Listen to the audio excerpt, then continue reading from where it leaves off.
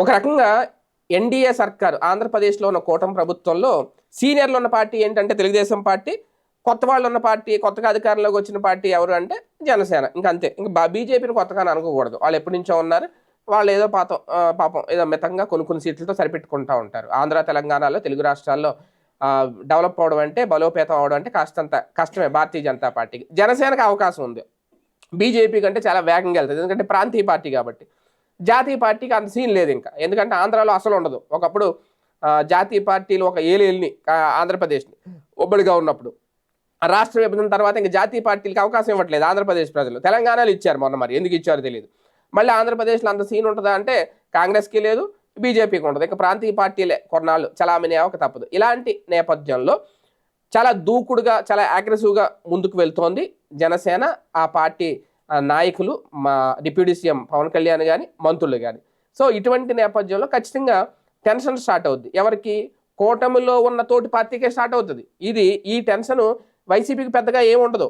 ఎందుకంటే వైసీపీ వ్యతిరేక ఓటు ఖచ్చితంగా ఆ ఓటు ఆల్రెడీ అటు వెళ్ళిపోయింది కాబట్టి వైసీపీ ఓటర్ ఎవరో ఆ పార్టీలకు వేయరు. ఈ 40% ఏదైతే ఉందో వైసీపీ ఓట్ బ్యాంక్ ప్రస్తుతం, ఆ ఓట్ బ్యాంక్ ఎప్పటికీ చెల్లా చెదరవదు. అది పూర్తిగా పోయింది, చెల్లా చెదరైందంటే కాంగ్రెస్ పార్టీ పరిస్థితి వస్తుంది వైసీపీకి కూడా. అది లేదు, దాన్ని నిలబెట్టుకోవాలి. వీళ్ళ ఓటు బ్యాంక్ తటస్థ ఓటర్లను మళ్ళీ తమ వైపుకు తిప్పుకోవాలి వైసీపీ. ఇప్పుడు ఆ పని చేస్తుంది. అయితే ఈ ఓటు బ్యాంక్ని వైసీపీ క్యాష్ చేసుకుంటుందా, జనసేన క్యాష్ చేసుకుంటుందా అనేది ఇక్కడ చాలా కీలకం. మళ్ళీ తటస్థ ఓటర్లను కూటమిలోనే ఉన్నారు కదా, జనసేనకి ఎందుకు వెళ్తాయని అనుకోవచ్చు. కానీ చెప్పలేము. రేపొద్దున సీట్లు పెంపు గనక జరిగితే ఓటు శాతం అనేది ఆటోమేటిక్గా పెరిగింది అంటే పవన్ కళ్యాణ్కి బార్గెనింగ్ కెపాసిటీ పెరుగుద్ది. అదే కనుక జరిగితే టీడీపీకి పెద్ద థ్రెట్టే. ఇది రాజకీయ విశ్లేషణ చెప్తున్న మాట.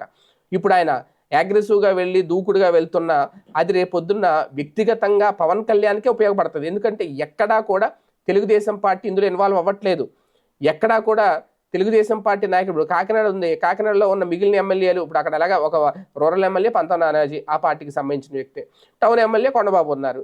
ఆయన సైలెంట్. అక్కడ అంతా పవన్ కళ్యాణ్, నాదెండ్ల మనోహరే ఫ్రేమ్ మీద కనబడుతున్నారు తప్ప టీడీపీ ఎల్లో మార్క్ ఎక్కడ కనబడట్లేదు కంప్లీట్గా. అంటే రాష్ట్ర వ్యాప్తంగా రేపొద్దున ఏ యాజిటేషన్ చేసినా, ఏ నిర్ణయం తీసుకున్నా, ఇవాళ రేషన్ ఇష్యూ అయింది, రేపొద్దున ఇంకో ఇష్యూ అవుతుంది, ఏదో ఒకటి తెస్తానే ఉంటారు పవన్ కళ్యాణ్, వదిలేరు. పెద్ద వర్కౌట్ చేసుకుని ఆయన వచ్చినట్టుంది డిప్యూటీ సీఎం హోదాలోకి.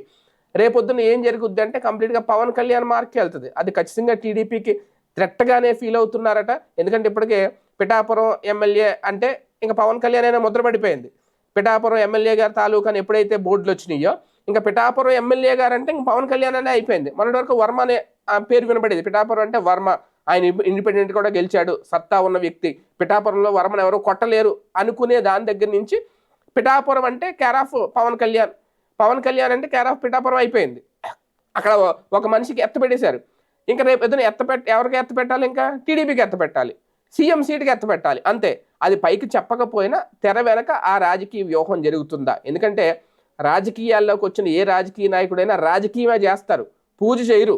ఖచ్చితంగా రాజకీయమే చేస్తారు, చెయ్యాలి. ఇప్పుడు పవన్ కళ్యాణ్ కూడా అదే చేస్తారంటే అదే చేస్తున్నారు అనేది విశ్లేషకులు చెబుతున్నమాట. రేపొద్దున ఇది భవిష్యత్తులో టీడీపీ ఎంత పెద్ద వ్యూహాలు వేసినా, ఎంత విజన్ చేసినా, ఎంత వ్యూహాలు అద్భుతమైన రాజకీయాలు రచించినా పవన్ కళ్యాణ్ దూకుడికి మాత్రం అడ్డుకట్టి వేయకపోతే అది రేపొద్దున టీడీపీకి అతిపెద్ద దెబ్బ అనేవాళ్ళు కూడా లేకపోలేదు. మరి ఏం జరుగుతుందో చూద్దాం.